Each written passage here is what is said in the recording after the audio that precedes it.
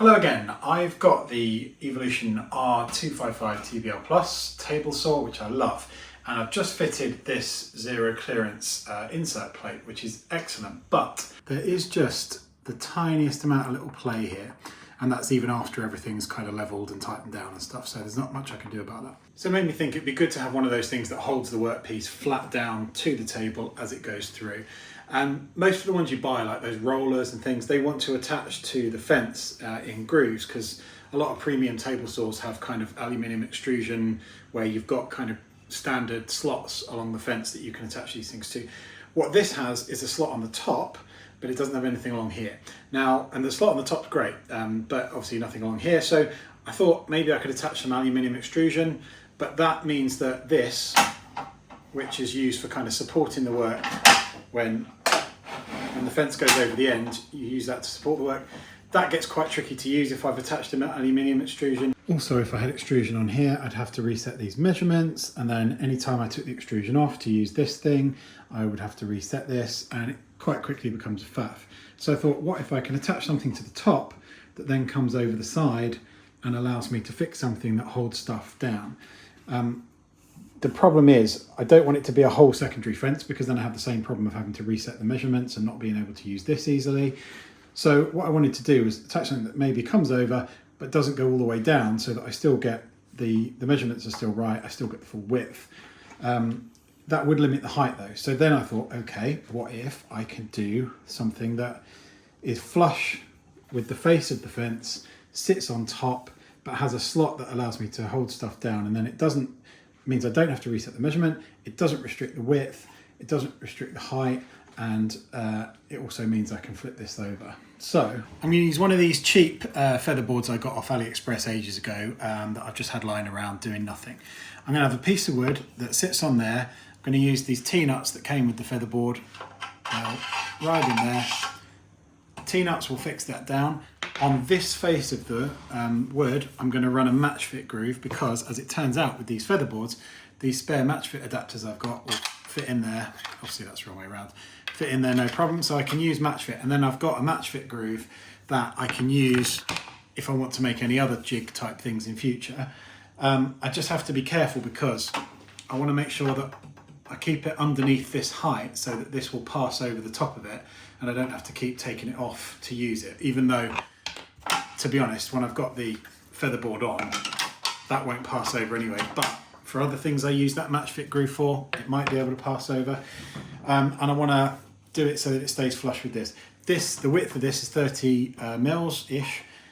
So I'm going to have to sandwich two pieces of ply together, I think. Slight change of plan already. I said I was going to sandwich two bits of ply together to get along here. Decided I'm just going to cut down a 3x2 actually, because then I'm not going to be trying to drill down the seam of a glue line for the fixing holes, and it's just all one bit of wood, so it should be stronger.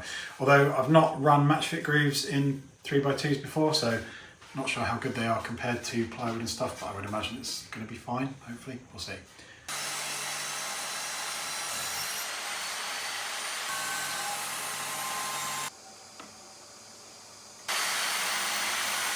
Right, so here's a little block at the final dimensions, and this bar will pass over it nicely.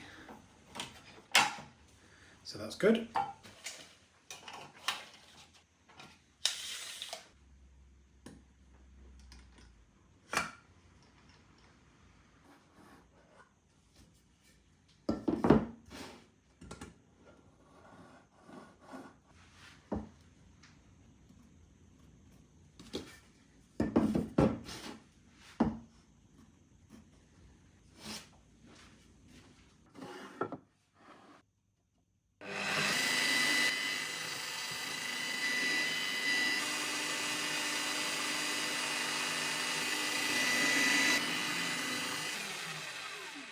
Right, just doing a quick test fitting with the bolts in, the thumb screws.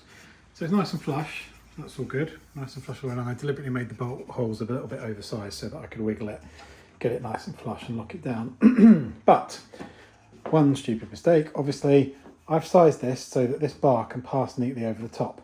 I didn't account for the bolts, so of course it can't pass over the top because the bolts are in the way. So yeah, I mean, I couldn't have done it, even if I thought about it, I couldn't have done it any thinner though, because there just wouldn't be enough space for the Matchfit groove then. So I think I'm always going to have to remove this if I want to flip this over. I suppose you could kind of argue, if I've got it so far out that I need to flip it over for the extra support, how useful is any downward pressure going to be at that point there? It's not very close to the blade anymore. Obviously I'm making the Matchfit groove so I can use other types of jigs as well, and I might create something in future that it would be useful to be using it out here, and it's annoying having to refit it, but for now I think probably downward pressure when it's this far out from the blade probably doesn't do much anyway. So right, next is to route the Matchfit groove.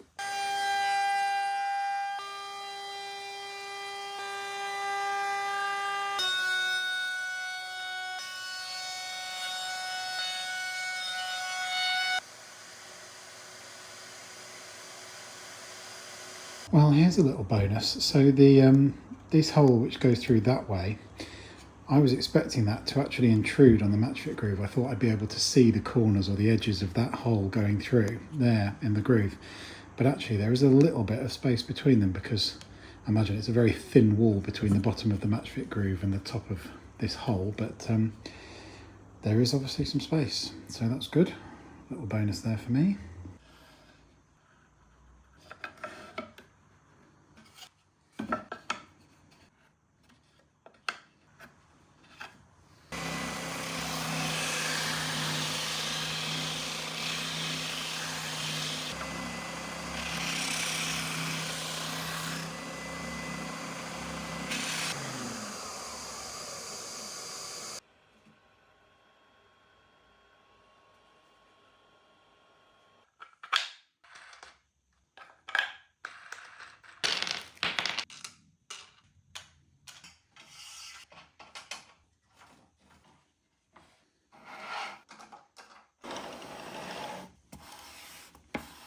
So there you go. I've got a way of holding down work, but more important than that, probably for the future, I've got a Matchfit groove running vertically along the same plane as the fence, which is probably a really useful thing to have. I mean, I don't think this particular featherboard is the sort of thing I'm going to use on every single cut, especially if I'm doing a wider cut. You know, it's not going to be that useful, and obviously it's a bit of a shame not being able to put the support piece over, but the general idea of just having a Matchfit groove there for jigs, things I want to do in future, I think it's going to be a really useful little addition. So quick project, might help someone else out if you've got the same table saw, or you've got a fence with a slot that runs along the top but you don't have any slots on the face of it. Thanks for watching, bye bye.